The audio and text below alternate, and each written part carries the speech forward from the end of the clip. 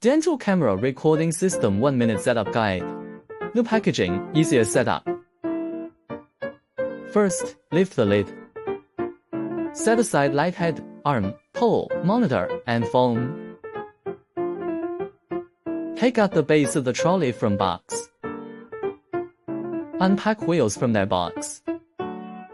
Install the casters. Install the protective cover.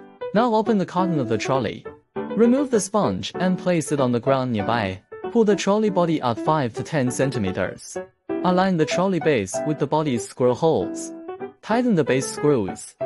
Once screws are secured, the trolley stands easily. Caution, sponge protects base, wheels from scratches. Now you can easily remove the box and sponge. Install the trolley cover glass. For installing accessories light head, arm, column and recorder, refer to the next video.